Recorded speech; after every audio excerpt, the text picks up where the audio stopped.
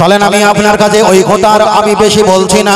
আমি বলছিলাম মায়েদের চুল সম্পর্কে আর নখ সম্পর্কে বলতে বলতে অনেকটা লম্বা আমি করে ফেলেছি। এবার চলেন আমি আপনাদের কাছে আর একটা বলি। ও আমার ভাইয়েরা বাবাজিরা, আপনারা কলকাতা কাজকর্ম করতে যান, আমরা দেশ বিদেশে হাওড়া, হুগলি, মেদিনীপুর, 24 পরগনা, পুরুলিয়া, বাঁকুড়া, দিনাজপুর, আহমেদাবাদ, নাগপুর, কানপুর, শিলচর, গুয়াহাটি, আসাম, তেজপুর, বিভিন্ন জায়গায় আমরা তো জলসা জুলুস নসিহত করতে যাই। কিন্তু রাতের অন্ধকারে আবার কিছু খাবার প্রয়োজন হয়, আমরা রাতের অন্ধকারে গাড়িটা দাঁড় করিয়ে আবার আমরা রাস্তার কোলে একটু খাবার জন্য চেষ্টা করি।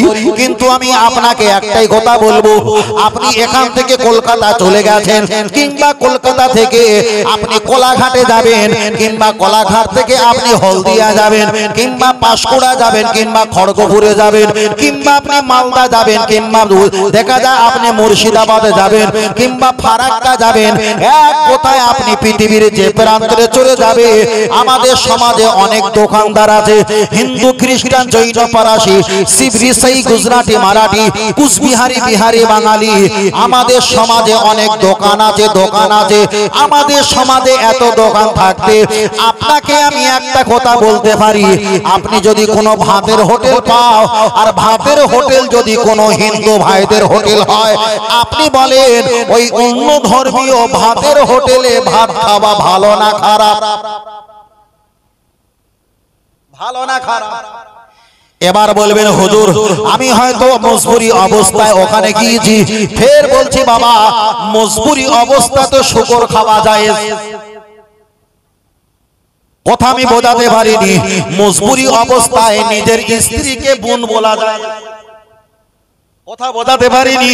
নবী ইব্রাহিম আলাইহিস সালাম চলে যাচ্ছিল, আর ওনার স্ত্রীকে পরিচয় জিজ্ঞাসা করেছিল বাদশা এটাকে, উনি বলেছিল এটাই আমার বোন।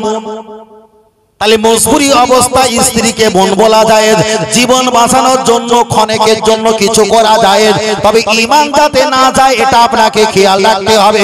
এবার আমি আপনাকে বলছি, আপনি সবল আছেন, সচ্ছল আছেন, এমন কোন একটা হোটেল পেয়েছেন যে হোটেলটা অন্য ধর্মীয় মানুষের হোটেল, আপনি একটা বার বলবেন হুজুর ওই হোটেলে ভাত খাওয়া শরিয়াতের কতটা সমস্যা আর শরিয়াতের কতটা সমাধান, যাবে কি যাবে না, আপনি একটা বার বলেন। চলেন আমি বলার আগে একটা কোরআনের আয়াত পড়ি। আমরা মসজিদে যখন নামাজ পড়ি, কিংবা বাড়িতে যখন নামাজ পড়ি, আমরা তাহারি বা নিয়াত বাঁধার আগে নামাজের যায় নামাজ যখন আমরা বিছাই, নামাজের মুসাল্লাটা যখন বিছাই, ওই নামাজের মুসাল্লার উপরে দাঁড়িয়ে দাঁড়িয়ে একটা আমরা দোয়া পড়ি, ইন্নী ওয়াজ্জাহাতু ওয়াজহিয়া লিল্লাযী ফাতারাস সামাওয়াতি ওয়াল আরদা হানিফা ওমা আনা মিনাল মুশরিকিন। এতটা আমি ছেড়ে দিলাম, লাস্টেরটুকু ধরলাম, ওমা আনা মিনাল মুশরিকিন। আল্লাহর কাছে আমি ওয়াদা করছি আমি কোন মুশরিকদের দলের কেউ নয়, আনা মুসলিমুন, আমি হলাম একজন ঈমানদার। জোরে বলেন। তাহলে আপনি যখন নামাজ পড়ছেন, নামাজের মুসাল্লা দাঁড়িয়ে দাঁড়িয়ে বলেছেন, দেখা যায় ওমা আনা মিনাল মুসলিমিন, দেখা যায় আমি একজন, দেখা যায় ওমা আনা মিনাল মুশরিকিন, আমি মুশরিকদের দলভুক্ত কেউ নয়। তাহলে আপনার পেটে ক্ষুধা অতটা নেই, আপনি যদি ইচ্ছাকৃত নিজের আনন্দ করার জন্য বেধর্মীর কোন দোকানে যদি যাও, আল্লাহ দরবারে আপনাকে জবাব দিতে হবেই হবে। এর আগে বলছি, মজবুরি অবস্থায় স্ত্রীকে তো বোন বলা যায়, মজবুরি অবস্থা খেতে পারো, তবে নিজের ইচ্ছা অধীন বলে কিছুই নয়। কিছু ফাটনামো আর কিছু চটকবাজি করার জন্য আপনি যদি অন্য কোনো হোটেলে খাও, শরীয়ত তো আপনাকে পারমিশন দেয়নি।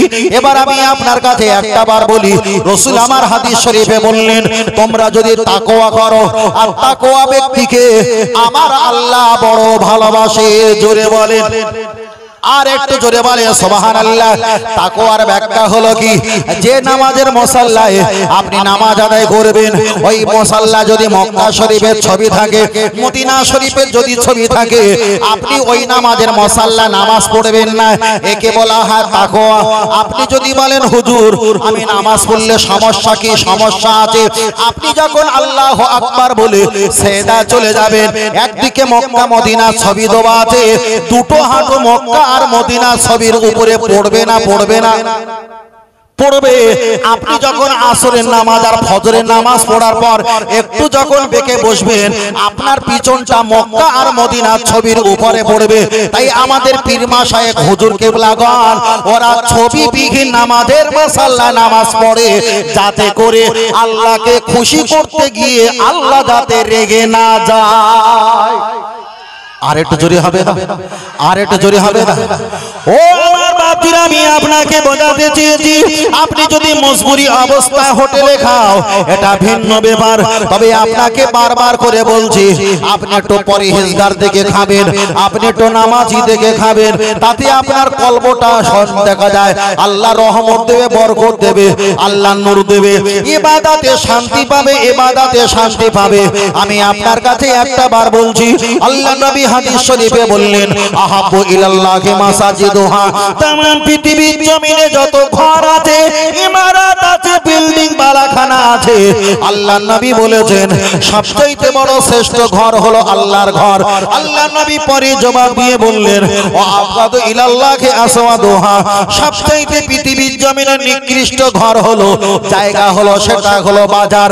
আল্লাহ নবী আর একটা হাদিস শরীফে বলেছে, গত 3 দিন আগে হাদিসের কিতাবটা পড়ছিলাম, ও আমার উম্মতিরা সাহাবীরা, তোমরা যদি নিকৃষ্ট জায়গা বাজার, আর ওই বাজারে যদি তোমরা একটা বার চলে যাও, লা ইলাহা ইল্লাল্লাহু ওয়াহদাহু লা শারীকা লাহু লাহুল মুলকু ওয়া লাহুল হামদু ইউহয়ী ওয়া ইউমীতু বিয়াদিকাল খায়র ওয়া হুয়া আলা কুল্লি শাইইন কাদির, তোমরা যদি বাজারে গিয়ে এই দোয়াটা পাঠ করতে পারো, আমি মুহাম্মদ সাল্লাল্লাহু আলাইহি ওয়াসাল্লাম কথা দিলাম, এই দোয়ার খাতিরে একবার পাঠ করলে আমার আল্লাহ 1 লক্ষ সওয়াব তোমার নামায় আমালে দান করে দেবে। আর একটু জোরে বলেন সুবহানাল্লাহ। আল্লাহ নবী আর একটা হাদিস শরীফে বললেন, ও মাসাবিরা, তোমরা আমার নামে তোমরা তাসবিহ পাঠ করবে, ইয়া আল্লাহ ইয়া আমান ইয়া রাজ্জাক ইয়া ফাত্তাহ ইয়া গনি ইয়া আল্লাহ ইয়া আজিজ ইয়া কাফি, তোমরা এক একটা তাসবিহ পাঠ করবে। এক একটা তাসবিহর ওজনটা এত ভারী হয়ে যাবে, তাম পৃথিবীর জিবালা জিবালা জিবালা যত পাহাড় পাহাড় আছে, ওই পাহাড়টা যদি একটা মিজান পাল্লাতে চাপিয়ে দেওয়া হয়, আমার নামে তাসবিহটা নিয়ে যদি আর একটা পাল্লা চাপিয়ে দেওয়া হয়, আমি আব্দুল্লাহর বেটা বলে গেলাম, তাম পৃথিবীর পাহাড়ের অপেক্ষায় আমার নামে তাসবিহ তেলাওয়াতের পাল্লাটাই ভারী হয়ে যাবে। আর একটু জোরে বলেন সুবহানাল্লাহ। আল্লাহ নবী আবার একটা হাদিস শরীফে বললেন, ও আমার সাহাবীরা, তোমরা যদি একবার সুবহানাল্লাহ পাঠ করো, আসমান আর জমিন যতটা ফাঁকা জায়গা, আল্লাহ নবী হাদিসটা মিশকাতে বলেছেন, ইমাম মিশকাত রাহমাতুল্লাহ আলাইহি ওই হাদিসটা তিনি নকল করে বলেছেন, তোমরা যদি একবার আলহামদুলিল্লাহ সুবহানাল্লাহ তাসবিহ পাঠ করো, আসমান আর জমিন যতটা ডিফারেন্স, কতটা difference, million million billion billion trillion trillion crore crore kilometre রাস্তা, একবার সুবহানাল্লাহ পাঠ করলে আসমান আর জমিন যতটা ফাঁকা জায়গা, এতটা ফাঁকা জায়গা আল্লাহ নেকি দিয়ে ভরপুর করিয়ে দেবেন। আর একটু জোরে বলে সুবহানাল্লাহ।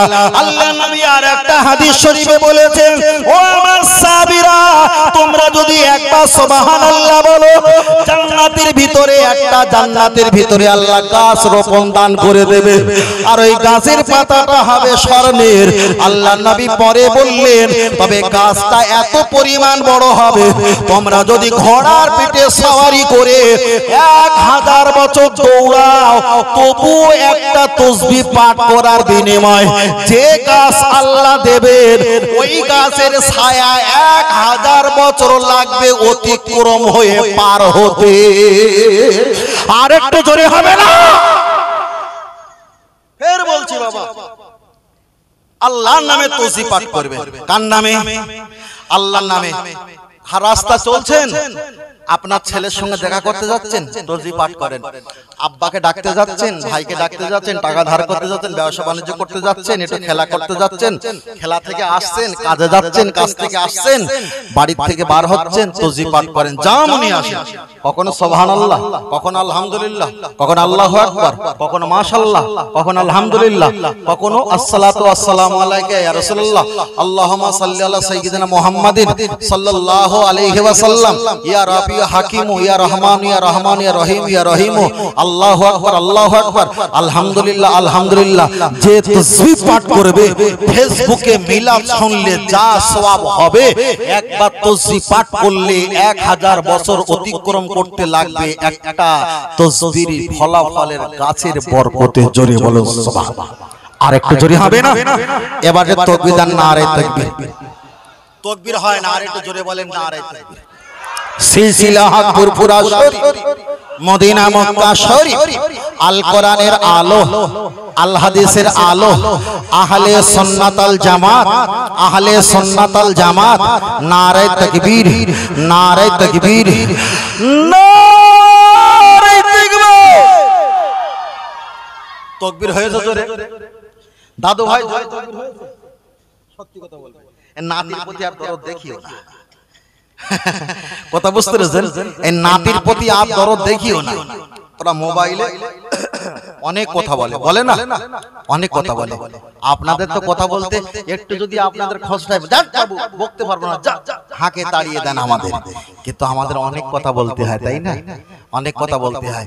ওই জন্যই আপনাদের সঙ্গে আমরা ছুটে পারবো না। আপনারা যা এই বয়সে কাজ করেন, আমরা এই বয়সে কাজ তো করার কথা, আমরা কাজ অতক্ষণ বসে দেখতে পারবো, কষ্ট হবে, ঠিক না? ঠিক ঠিক। আপনাদের সত্যি আর আমাদের সত্যি অনেক পার্থক্য। কথা বলছেন না? আল্লাহ আপনাদেরকে, মুরব্বী আমার দাদু ভাইদের আল্লাহ আরো শরীর সুস্থ করে আল্লাহ হায়াতে রাখুন, বলো না আমিন। আর একটু জোরে হবে না? তাহলে তাকবীর একবার হবে তো? হ্যাঁ তো হুজুর, হবে তাকবীর তো? বড় ভাই হবে তো? ইনশাআল্লাহ হবে তো? তাহলে তাকবীর দেন। আর আমার বড় ভাই, দাদু ভাই, নানু ভাই যারা আছেন একটু হাত উঁচু করে ছেলেদের সঙ্গে, নাতিদের সঙ্গে সহযোগিতা করো।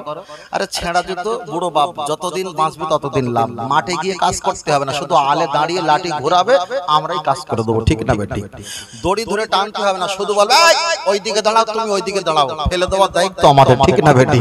তাহলে একবার তাকবীর হবে না? হবে না? তাকবীর হবে তো? হাত উঁচু করে হবে তো তাকবীর?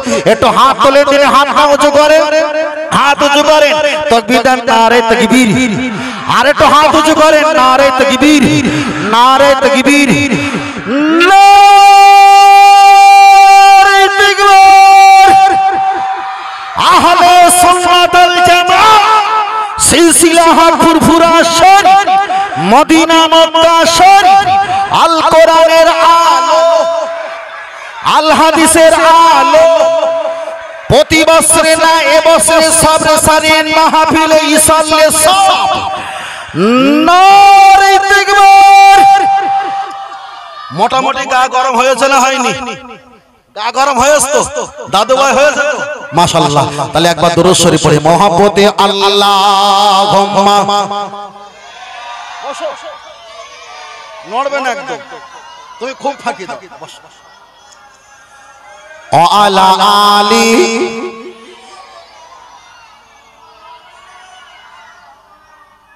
আরো জোরে আল্লাহুম্মা। জোরে পড়ো না ছেলে। ও আলা আলি,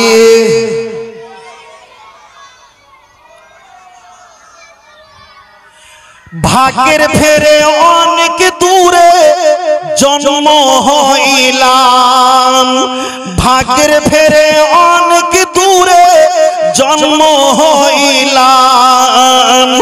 নবীর কাছে গোলামদের লাখো সালাম, ও গো দয়াময় হাবিবের কাছে গোলামদের লাখো সালাম। একটু জোরে বলো সুবহানাল্লাহ। আর একটু জোরে হবে না? ভুলে গেছিস নাকি? তোরা দুজনে তো সবার ফার্স্ট কাতারে সব জায়গায় আছিস। বিয়ে বাড়িতে আছিস, মরণে আছিস, মুসলমানিতে আছিস, মোরায় আছিস, দেখাশোনায় আছিস, ঝগড়ায় আছিস, সব জায়গায় ওরা দুজন আগে আছে নাকি? সব জায়গায়। ঠিক আছে, একদম ঠিক আছে। মানে ওদের দুজনের মিলও আছে। আলহামদুলিল্লাহ। দুনিয়ায় ওরা ভিখারি, যুক্তির খাতিরে বললাম, দুনিয়া ভিখারি, কিন্তু রাসূল বলেছেন যারা লুলো পাগল, যারা একটু টাল বাহানা, এদের প্রতি নামাজ জায়েজ নেই। সুবহানাল্লাহ। এদের প্রতি হজও জায়েজ নেই, এদের প্রতি রোজাও জায়েজ নেই, এদের প্রতি কুরবানিও জায়েজ নেই। কপাল তো ওদের দুনিয়ায় 30 বছর 60 বছর সুখ করতে পারেনি, কিন্তু পরকালে ওদের জন্য জায়গা ওপেন। হিসাব করে দেখেছেন?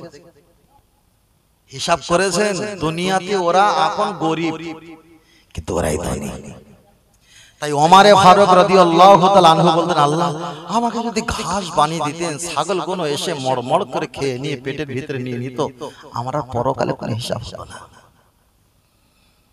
কথাটা বলছি খুব ভালো করে মাথায় রাখবে, ওদের কোনো গুনাহ নেই।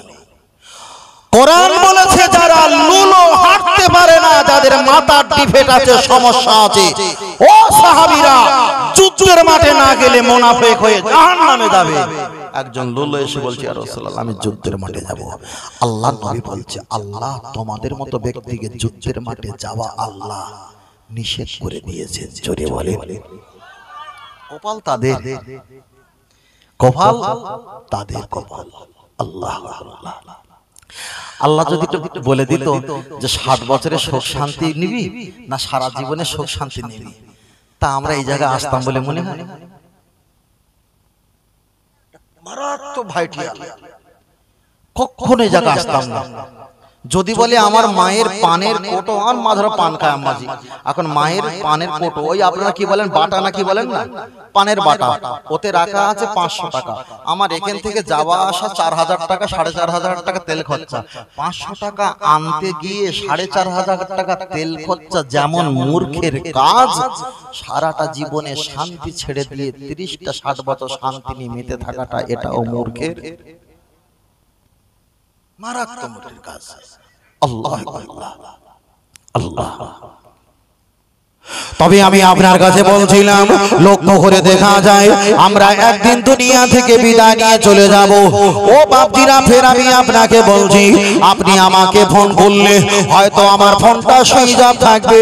আপনি যদি কোনো বন্ধুকে ফোন করেন, উনি ঘুমের ঘরে ফোনের রিসিভটা করতে পারবে না। অন্য কোনো ব্যক্তিকে যদি ফোন করেন, আপনার ফোন থেকে উনি কেটে ফোনটা বন্ধ করে উল্টো করে রেখে দিতে পারবে। আল্লাহর বান্দা জেনে রেখে দাও, আপনি পৃথিবীর যে প্রান্তে চলে যাও, আপনি উলঙ্গ অবস্থায় আছেন, কোনো সমস্যা নাই। আপনার পেটে ক্ষুধা, কোনো সমস্যা নাই। আপনার গলা পর্যন্ত পানি, নদী, সমুদ্র, কোনো সমস্যা নাই। উলঙ্গ অবস্থায় পায়খানা মলত্যাগ গায়ে লেগে আছে, গলা পর্যন্ত সমুদ্রে পানি টাপোটোপো ভর্তি হয়ে গেছে।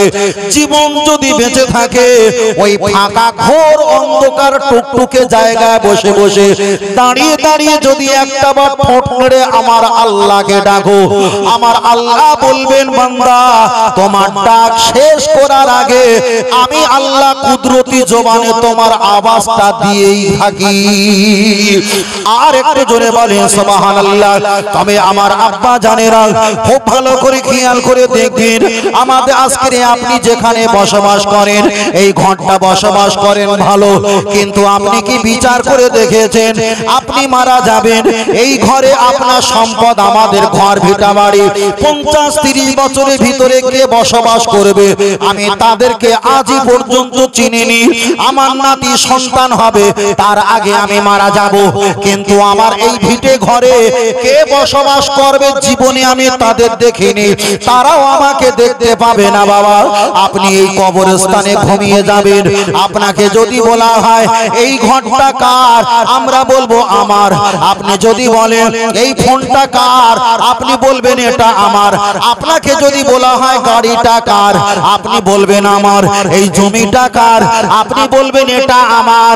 কিন্তু যদি দেখা হয় এই কবরস্থানটা কার, তখন আল্লাহর বান্দা বলে এটা সবার, এটা সবার, এটা সবার। তাহলে এতগুলো বলছিলাম আমার, কিন্তু কবরস্থানটা হয়ে গেছে সবার।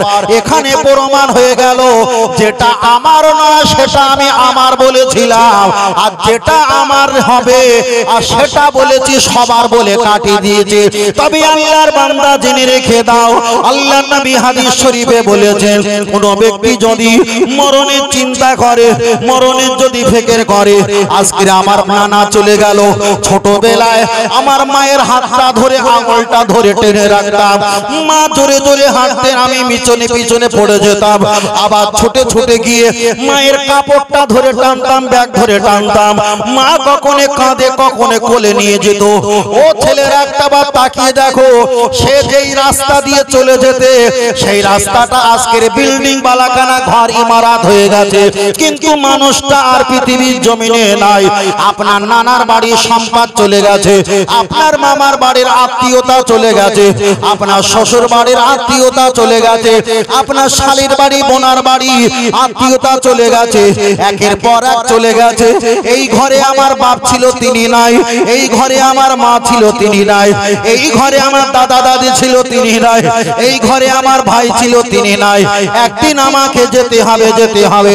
তাই আল্লাহর নবী বলেছেন, মান আরাফা নাফসাহু, কোন আল্লাহর বান্দা যদি নিজে নিজেকে নিয়ে যদি ভাবে ভাবে ভাবে ভাবে ফাকাদ আরাফা রাব্বাহু, ওই আল্লাহর বান্দার আর দেরি হবে না, মুহূর্তে আমার আল্লাহকে চিনে নেবে, আল্লাহকে চিনে নেবে।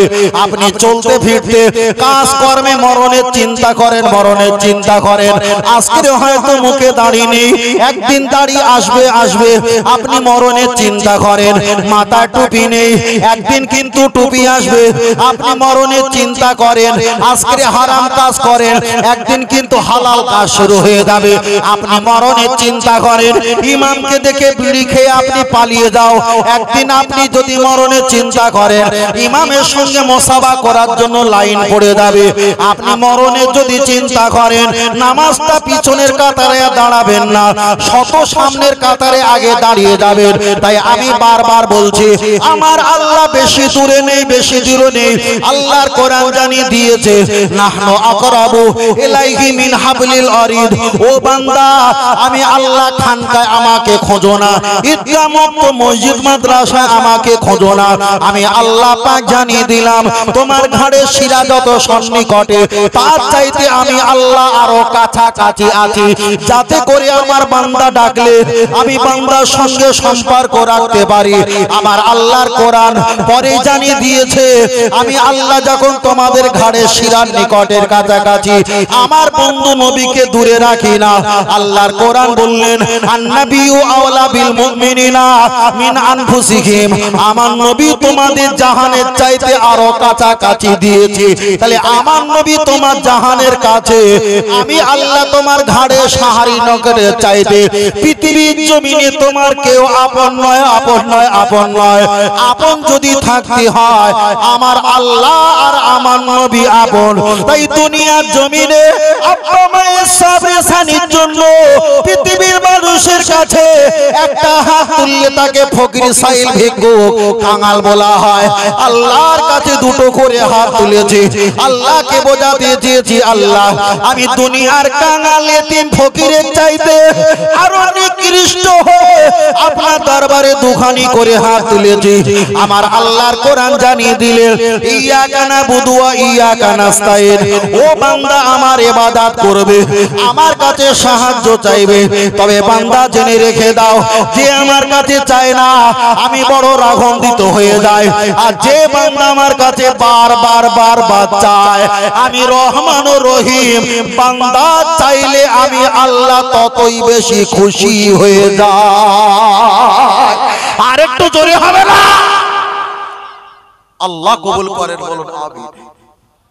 আজকে এখানে যারা আমরা বসেছি, আগামী বছরের ভিতরে আমার আব্বা, আমার বড় ভাই, আমার দাদু ভাই, নানু ভাই, আমরা কে থাকবো আর না থাকবো কোনো গ্যারান্টি আছে? এই মানুষগুলো দেখি, দেখে দেখে চোখের সঙ্গে মুখের সঙ্গে সম্পর্ক আছে না নাই? আচ্ছা আচ্ছা, কিন্তু একদিন হয়তো ওনারা আসবে, আমাকে পাবে না, আমি আসবো, ওনাদের পাবো না। সেই দিন হয়তো এত কষ্ট হবে, এত মনটা খারাপ হবে। কিন্তু রাসূল বলেছে, একটা ঈমানদার আর একটা ঈমানদারের জন্য আয়না স্বরূপ। তোমরা যদি তাদের জন্য কল্যাণে মাগফিরাতে দোয়া করো, ফারাফা ইয়াদাইহি, তোমার দোয়া ছাড়া আল্লাহর কাছে আর কোনো পথ নেই। তাই আল্লাহর কাছে দোয়া চাইবো। আমার বাবা ভাইয়ের ভাই, তানার মুরব্বি যারা দুনিয়া থেকে গেছে, আমাদের মুরব্বি যারা দুনিয়া থেকে গেছে, আল্লাহ তাদের কবরে যেন শান্তি দান করেন, বলুন আল্লাহ আমিন। সুখের সময় আব্বা মা চলে গেছে, দুঃখের সময় মা জিজ্ঞেস করতেন, কচি তুমি যে কাজ করতে যাও কলকাতায় কত টাকা করে দেয়? লজ্জা লাগতো বলতে। তখন অল্প মাইনে, অল্প আয়, অল্প ইনকাম। কিন্তু এখন অনেক টাকা আয় ইনকাম হয়, কিন্তু আব্বা মাকে শোনাবো, শোনানোর মতো কেউ নেই। এরকম হয় না? আমার ছেলেরা, আমার বড় ভাইরা, যাদের আব্বা নাই মা নাই, তাদের একটা কৌশল বলে দেবো, একটা বলে দিই। যাদের আব্বা নাই মা নাই, যাদের ভাই নাই, তাদের একটা কৌশল বলি। বছরে একবার বাড়িতে সকলকে দাওয়াত করবে, বোন বোনাই, নাতি ভাগনা, ভাইপো ভাতিজা সকলকে দাওয়াত করবে। দাওয়াত করে সকলে এক জায়গায় বসে একটু আড্ডা দেবে। গল্পটা ভালো করে শোনেন। বসে একটু আড্ডা দেবেন। ওখানে বসলে আপনার আব্বার, আপনার মায়ের রূপ পাওয়া যাবে। বলো সুবহানাল্লাহ। কেমন? আপনার বড় ভাইপোটা ডেকে বলবেন, আমার বড় ভাইপো কোথায়? আমার বড় ভাইপো দেখো যেমন হাঁটে, আমার আব্বার হাঁটনি ছিল তেমন। বলো সুবহানাল্লাহ। আপনার ছোট ভাইপো ডেকে বলবেন, আমার ছোট ভাইপোটা যেমন হাঁটে, ছোট ভাইপোটার কথাবার্তা, চলাফেরা, খাওয়া দাওয়া আমার ঠিক আব্বাজির মতো ছিল। আর একটু জোরে বলে সুবহানাল্লাহ। আপনি যদি এদেরকে ডাকেন, সবাই এক জায়গায় হয়ে যাবে। কারোর নাক আপনার আব্বার মতো পাবে, কারোর চোখ আপনার আব্বার মতো পাবে, হবে না? হবে না? কারোর কথা বলা আপনার মায়ের মতো পাবে, কোন বোনের মতো পাবে, কোন ভাগ্নের মতো পাবে। এই এতজন মানুষ এক জায়গায় করার পর প্রত্যেকের একটা পাচন ভঙ্গিমা, নাক নকশা স্মরণে বরণে ফুটে উঠবে। এর মাঝখানে আব্বা মায়ের কিছু সম্পদ আমরা দেখতে পাবো। কথা সত্য না মিথ্যা? অনেক ভাবি, অনেক কষ্ট লাগে, অনেক ব্যথা লাগে, তবুও কিছু করার নেই। কিন্তু এই পৃথিবীর জমিনের মাটি কাউকে রাখে না। সময় যখন সার্থক, যখন ঘুরে যায়, যখন অসহায় হয়ে যায়, তখন এই মাটিটা খেয়ে নেওয়ার জন্য চেষ্টা করে। কেউ কারণ নয়। ফের বলছি বাবা, চলে যেতে হবে। সকাল সন্ধে ভাইগুলো যায় কবরস্থানে, কোনো তাকায়। হয়তো তারা আমাদের দিকে চাতক পাখির ন্যায় ফেল ফেল করে তাকিয়ে থাকে। হাদিস শরীফে এসেছে, কবরস্থানের পাশ দিয়ে গেলে জুতোর আওয়াজ পর্যন্ত তারা শুনতে পায়। তারা মনে করে আমাদের জন্য কিছু দোয়া খায়, সবরে সারি নিয়ে আসছে। বুঝেন? ওই জন্য যখন কবরে ধার দিয়ে যাবেন, আসসালামু আলাইকুম ইয়া আহলাল কুবুরি আগফিরুল্লাহু লানা ওয়া লাকুম আনতুম সালাফুনা ওয়া নাহনু বিল আসহার, সালাম দেবেন। যদি কিছু না পড়েন, আসসালামু আলাইকুম ইয়া আহলাল কুবুর, সালাম দেবেন। সালাম দেবেন। কবরস্থানে যাওয়ার সময় পাশ দিয়ে গান বাজনা শুনবেন না, কোনো অকমেনে গান বাজনা দেবেন না। কবরস্থানের কাছে কোনো ময়লা মলতা খারাপ কোনো প্রস্রাব করবেন না। কেন? এই কবরস্থানে অনেক মানুষ শাহিত আছে, অনেক মানুষ, তারা ভিখারি, তারা অসহায়, তারা খুব অসহায়। হাদিস শরীফে এসেছে, কখনো কখনো আল্লাহ তাদের প্রতি রহমত করে। বৃহস্পতিবার, শুক্র মানে বৃহস্পতিবার, জুম্মার রাত্রে আল্লাহ তাদেরকে বাড়িতে পাঠিয়ে দেয়। যাও। কেউ কেউ বলেছেন ওরা, আল্লাহ ওদেরকে রুহটা পাঠিয়ে দেয়, যাকে বলা হয় রুহ মানে রুহানি হালাত, ওদেরকে পাঠিয়ে দেয়। ওরা বাড়ির কাছে এসে ভিখারির মতো বেশি বেশি দাঁড়িয়ে থাকে।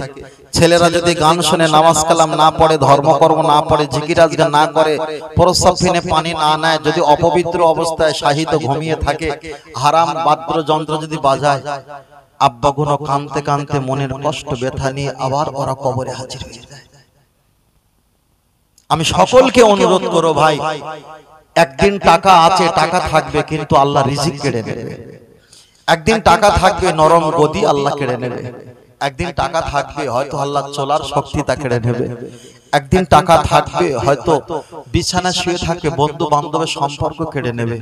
খুব অল্প সময় এসেছি, আমরা চলে যাবো, এটা নিশ্চিত। তবে আজকের দোয়া করব, আল্লাহ আমার ভাই সবরে সানি করছে, অনেক পয়সা খরচা, টেনশন শুনেছি, ব্যবসা বাণিজ্য যাওয়া আসা, অনেক কষ্ট মেহনতি, তার পরিবার পরিজন, ভাই ভাগনা ভাতিজা, পরিবার পরিজন, প্রতিবেশী, আল্লাহ আমরা যারা এসেছি ও ভয়কে আল্লাহ আপনি রহমত দিয়ে ঢাকা দেন। বলুন আমিন।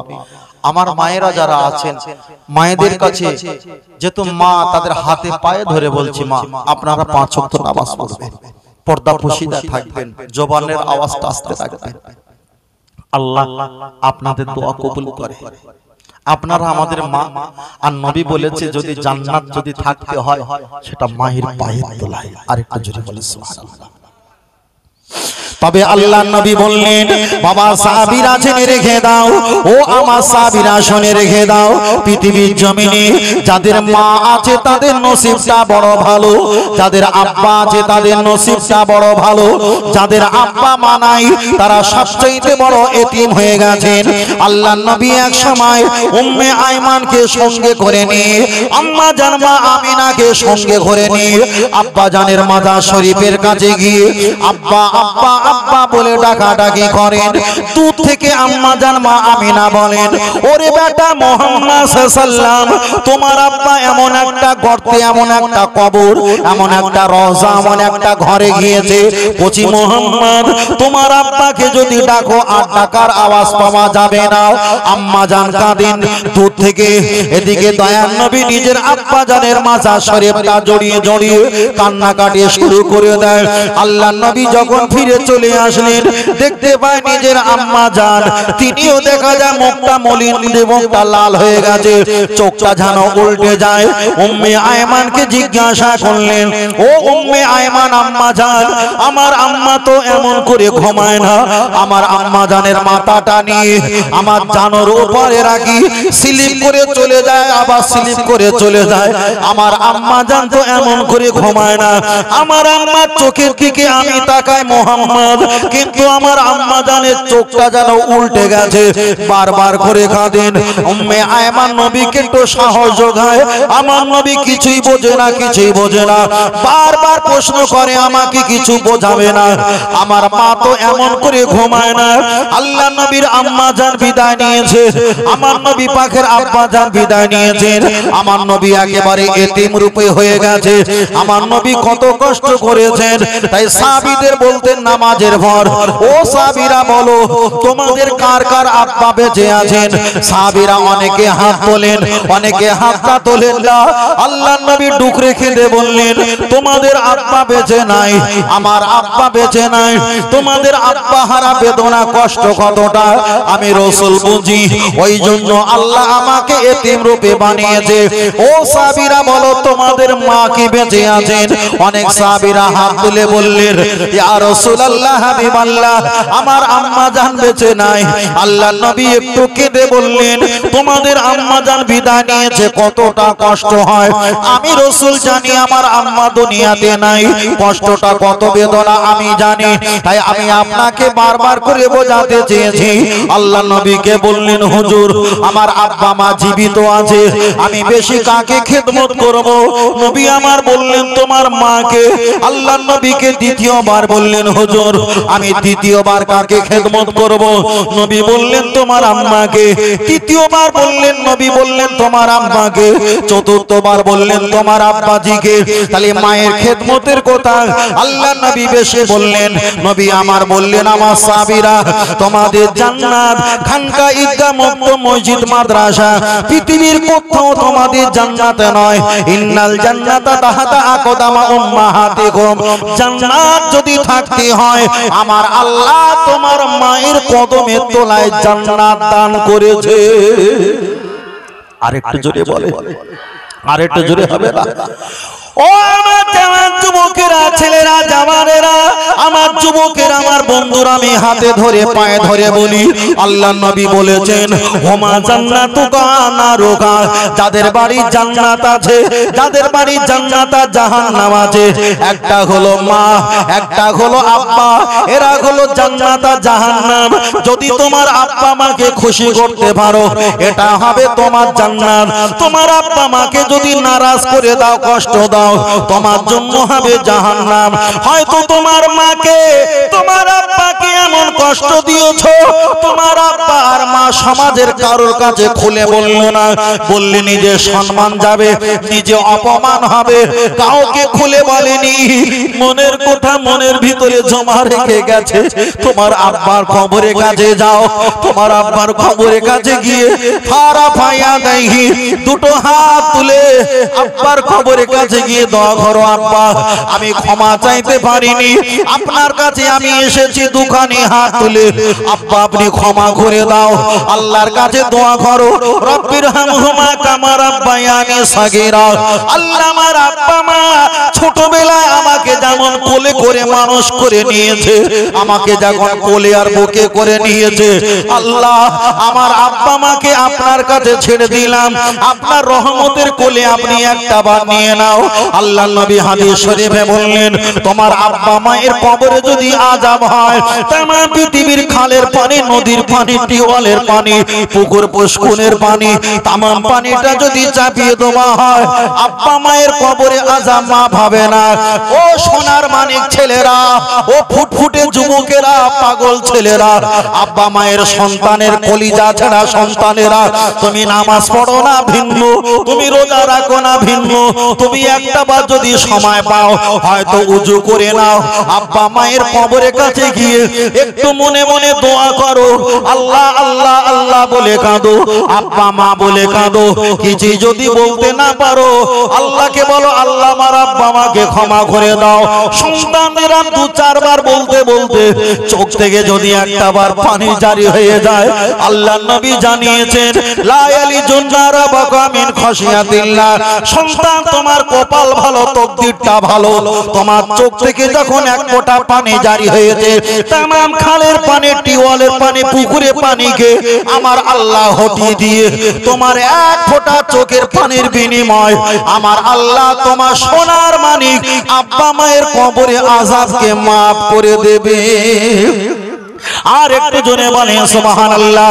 আমি ছেলেদের বলবো, মা যারা আব্বার সঙ্গে অন্যায় করেছো, মায়ের সঙ্গে অন্যায় করেছো, আজকে আমি আপনাদের কাছে মাহফিল জলসায় বলে যাই, আমি মফিজুল, আপনাদের কাছে তো পরিচিত অপরিচিত বলে কিছু নয়। যদি বাড়িতে গিয়ে ক্ষমা চাও, তোমার মা তেরিয়া হতে পারে, তোমার আব্বা তেরিয়া হয়ে চিল্লাতে পারে, তোমার বয়স হয়ে গেছে একটু খারাপ লাগতে পারে, এভাবে ক্ষমা চাইবে না। তোমার বাড়ি বড় ভাই বড় ভাবি আছে, তাদের সামনে তোমার অপমান হতে হবে, এভাবে ক্ষমা যদি না চান, তোমার আব্বাকে মাকে একটা নেমন্তন্ন দাওয়াত দাও কোনো বন্ধুর বাড়িতে, সেখানে নিয়ে যাও, বড় রেস্টুরেন্ট, বড় হোটেলে, বড় ভালো জায়গায় নিয়ে তোমার আব্বা মায়ের জন্য একটু পোশাক কাপড় চোপড় কিনে দাও, ভালো জামা পত্র, মিষ্টি খাবার পার্সেল কিনে দিয়ে, অপরিচিত মার্কেটে ব্যক্তি কেউ নাই, অপরিচিত ব্যক্তি তোমার মায়ের পাটা জড়িয়ে ধরো, বলো মা কেউ দাওয়াত দেয়নি মা, আমি ছলনা করে তোমাকে দাওয়াত করে নিয়ে এসেছি মা, বাড়িতে যদি ক্ষমা চাইতাম অনেকে আমাকে খারাপ বলতো মা, আমি কারোর কাছে ক্ষমা চাই না মা, আমি তোমার ছেলে সন্তান ফাঁকা জায়গা নিয়ে এসেছি, আপনার কাছে দুটো পা জড়িয়ে ধরেছে মা, আপনি যদি ক্ষমা না করেন, আল্লাহ নবী বলেছেন আমার আল্লাহ ক্ষমা করবে না, আপনি যদি ক্ষমা করে দাও মা, আল্লাহ ক্ষমা করে দেবেন। ও ছেলেরা, জামান যুবকেরা, যদি তোমার মা ক্ষমা করে দেয়, আল্লাহ নবী হাদিস শরীফে বললেন, মা যদি একটা বার ক্ষমা করে দেয়, তোমার মা কানা হতে পারে, তোমার মা মূর্খ হতে পারে, তোমার মা কালো হতে পারে, তোমার মা বেটে হতে পারে, তোমার মা অশিক্ষিত হতে পারে, তোমার মা সাধারণ গরিব ঘরের মেয়ে হতে পারে, তোমার মা অ্যাকাউন্টে টাকা পয়সা নাও থাকতে পারে, তোমার মা সাদা সিধা হিসাব কিতাব নাও জানতে পারে, তোমার মা যদি জীবিত থাকে, আল্লাহ নবী বলেছে হাত তুলে দোয়া করার প্রয়োজন নেই, যদি ইশারা ইশারা বলে যা, আল্লাহ তোকে ক্ষমা করে দেবে। আল্লাহ নবী বলেছে পাহাড় পাহাড় গোনা নিয়ে যদি যায়, আমার আব্বা মা যাতে রাজি হয়ে যাবে, আমার নবী তাতে রাজি, আর আমার নবী যাতে রাজি, আমার আল্লাহ তাতে রাজি হয়ে যাবে। আর একটু জোরে বলে, ফের বলছি ছেলেরা, যাদের আব্বা মা নাই খবরটা তাদের কাছে নাও, মুখ ফুটে বলে না তাই, যাদের আব্বা মা দুনিয়া থেকে চলেই গেছে, তাদের সঙ্গে খবরটা নিয়ে দেখেন, হয়তো সব কথা খুলে বলার পরিবেশ তারা পায় না, কিন্তু জীবন কলিজা সিদ্ধ হয়ে যাচ্ছে।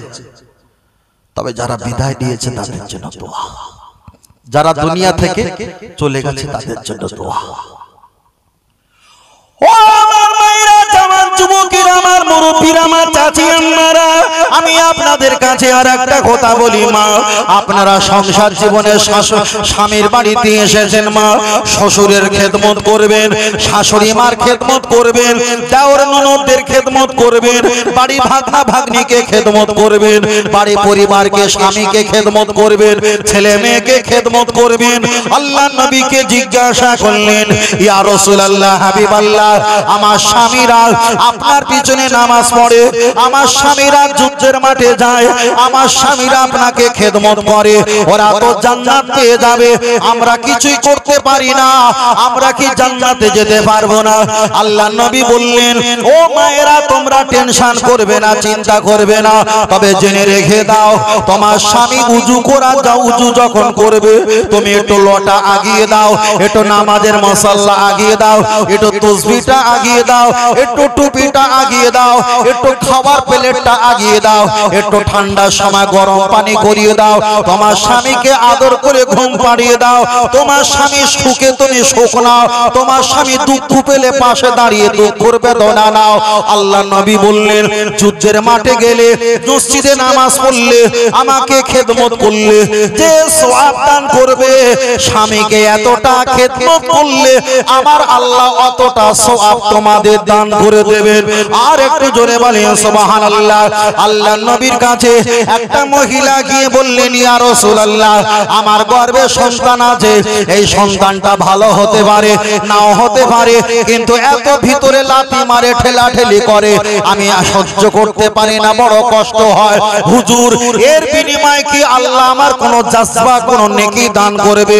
আল্লাহ নবী বললেন, ও মহিলা, তুমি টেনশন করবে না, তোমার গর্ভে আল্লাহ যে সন্তান দিয়েছে, হোক সেটা রজুলুন, হোক সেটা আওরাতুন, হোক সেটা ছেলে, হোক সেটা মেয়ে, তোমার গর্ভে বাচ্চা থাকা কালীনই ওদের মাথার চুল যদি তোমার শরীরে রেগে জ্বালা করে, চুলকায়, এমন করে তলপেট মায়েরা চুলকায়, এমন করে নালীর দিকে, পেট দিকে চুলকায়, ভিতরে ওরা লাথি ঘুষি যদি মারে, তুমি যদি কষ্ট পাও, আল্লাহ নবী পাক জবানে বলেছেন, মায়েরা গর্ভ অবস্থায় যদি কষ্ট পায়, সারা রাতটা যদি ঘুমাতে না পারে, আমার আল্লাহ এত বড় দয়ালু মেহেরবান, ৪৫০০ কিলোমিটার রাস্তা দূরে ৪ লক্ষ টাকা ব্যয় করে হজ করলে যতটা সওয়াব দান করে, হজ করলে হজ কবুল হতে পারে, নাও হতে পারে।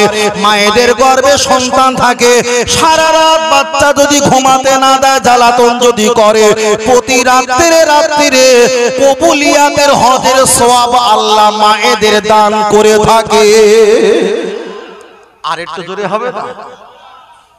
আমার আল্লাহ দয়ালু, আমার আল্লাহ বিরাট দয়া, আমার আল্লাহ বিরাট দয়া, বিরাট দয়া। তবে আল্লাহ রহমান, আল্লাহর নাম হলো রহিম, দয়ালু মেহেরবান।